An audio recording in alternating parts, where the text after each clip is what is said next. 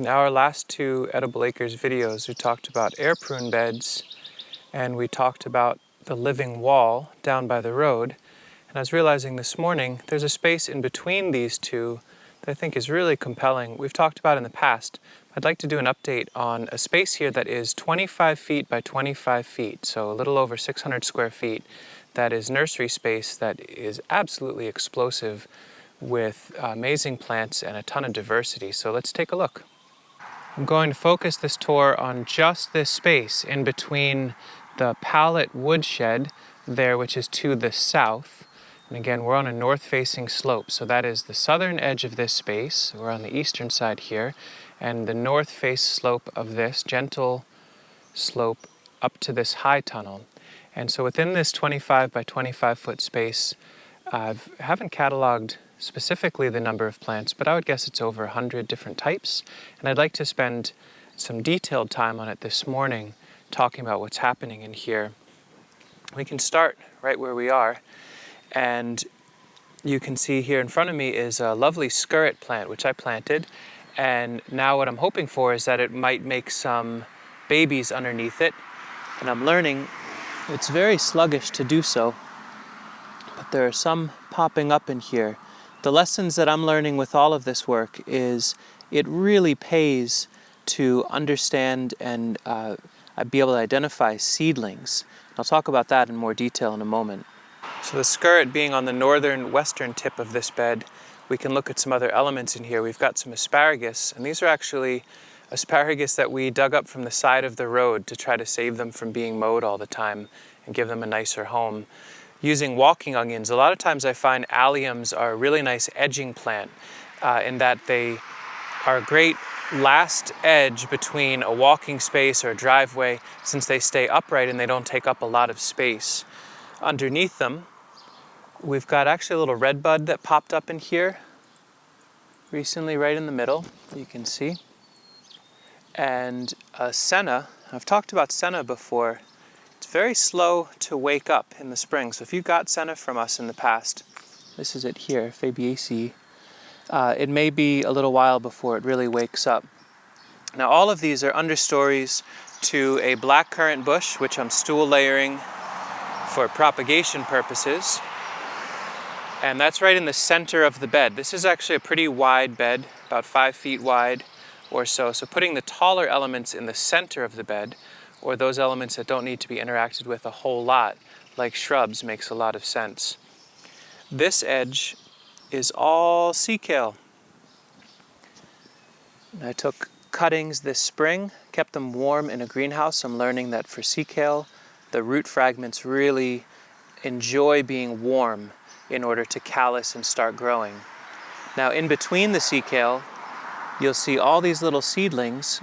These are all senna seedlings, which early on I was able to identify. There's some other friends in here I'm popping out. Mainly I want the sea kale in here, but I'm very happy to have the senna grow in here as well, since I need that for the nursery too. And even, a little lungwort and some yarrow, kind of drilling down into details here. But in really rich soil like this, a lot of different plants will come around. Garlic mustard I'm happy to pull, give space for everybody else. The clovers I'm happy to pull since I need the space for other things. But sea kale and senna doing really nicely together. We'll see how that pans out during the season. A little further south in this bed, this is actually all volunteer kale and poppies. Beautiful, happy kale in here, so we'll just leave them for the season. Ultimately, this bed I'd like to transition more into shrubs in the middle. Currently, we just have this huge thicket of raspberries. This is a variety called newberry on the southern end, and the blackcurrant on the northern end. So I look forward to getting more shrubs in the middle. I'm thinking maybe honeyberry on the southern side up to gumi, so that it partitions light a little bit better. And that's what's happening in just one of these beds on the east side here.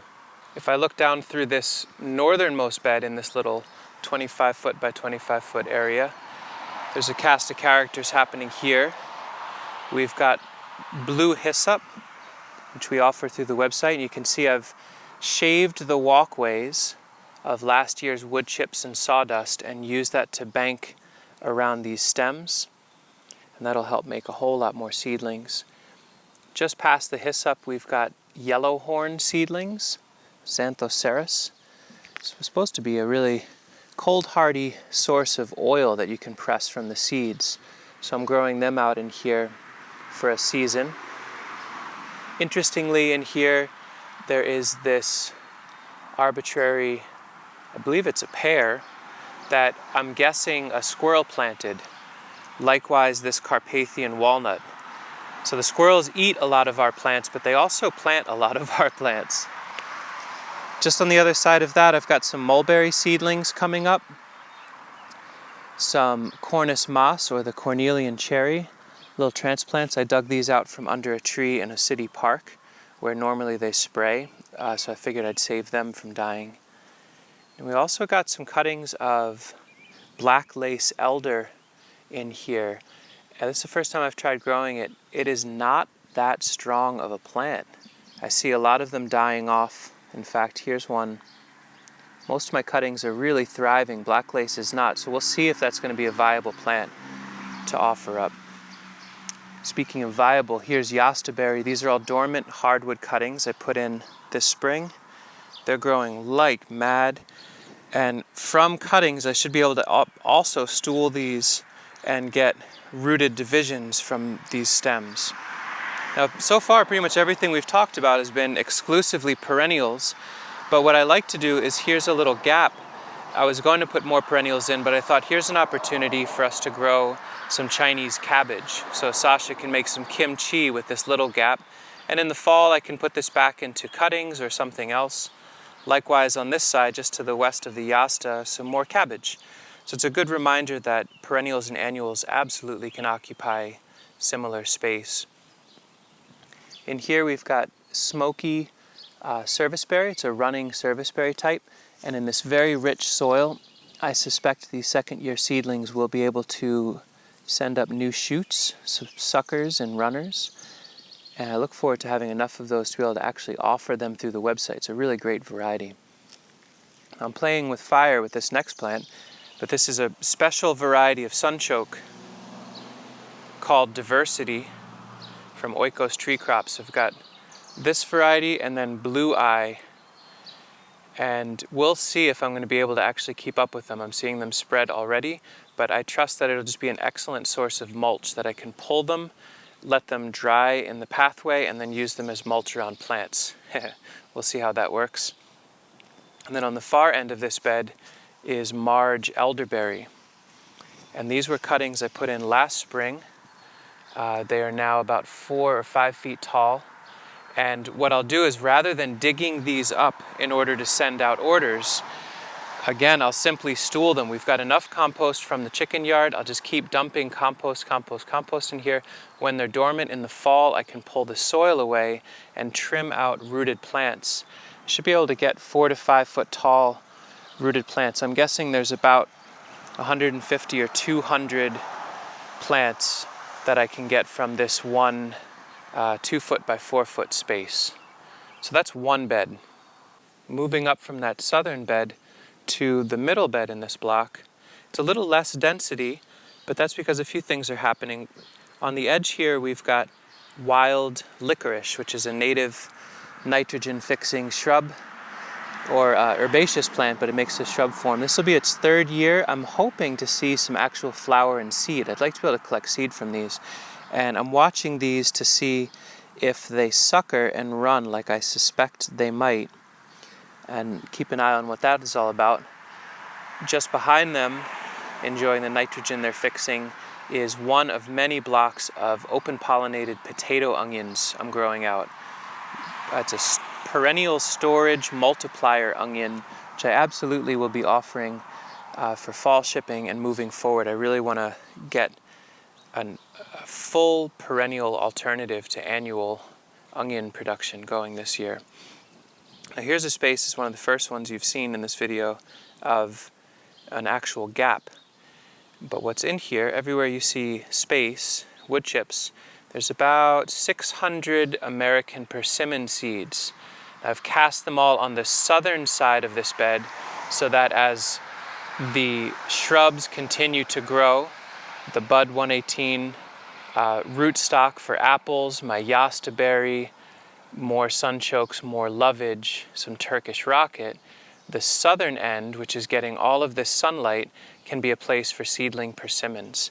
And the trick that I used here is once I sowed them out, I added some nice compost on top, mulched them with wood chips, and then I dusted old cinnamon, powdered cinnamon over all of it so that squirrels wouldn't dig through. And so far they have not at all. A friend of mine works at a restaurant. She was getting rid of ancient cinnamon, and I've been using it heavily to keep critters from digging through these garden beds, and fingers crossed, but so far so good.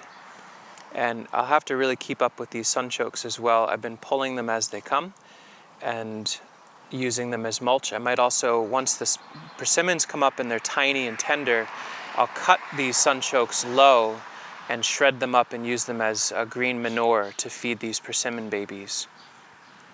The west end of this bed is just a wall of lovage, which I'll collect seed from and grow out at scale next year. I'm standing on the western side of this area, and I'd like to pause for a moment and explain that this is the fourth growing season of this space, transitioning out of a wet lawn in most of the area you're looking at now, with in this area, the southern end of this, all of these shrubs in here were just haggard forsythia growing.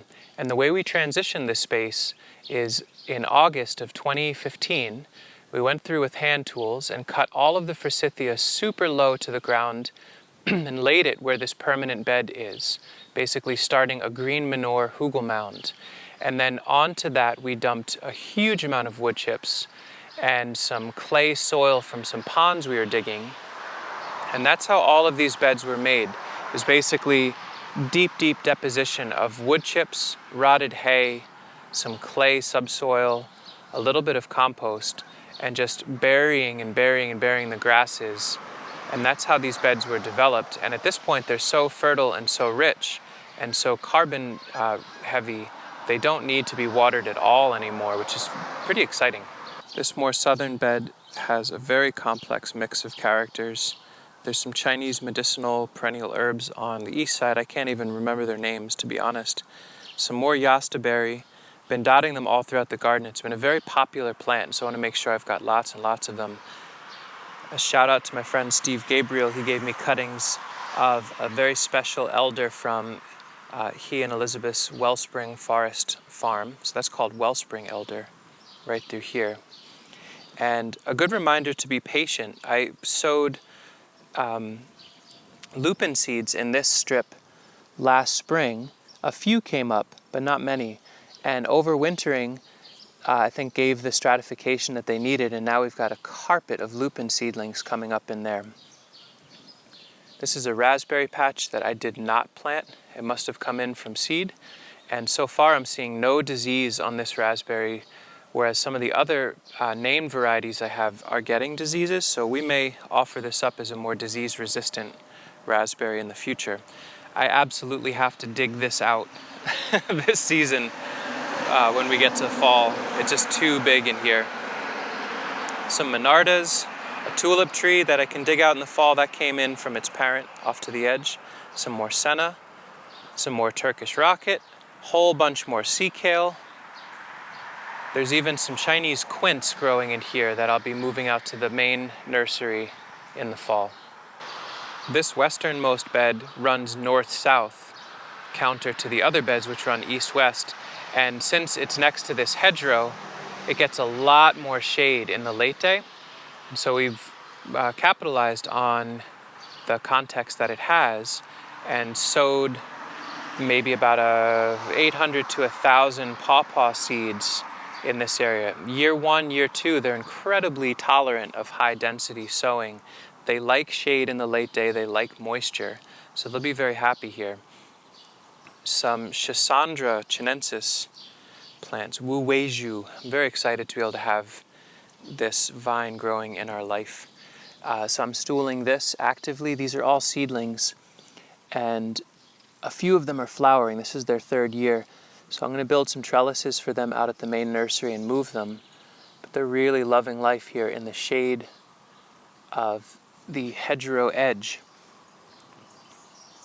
And we've got a hardy kiwi growing like mad. This is MSU female in here. And then down the line there's more nursery stock. I'll just leave that as it is for now. There's this little section here just to the east of our greenhouse, or high tunnel, that I thought would be worth making a side note around the value of the observe and interact model of permaculture. What I want to get at is two things.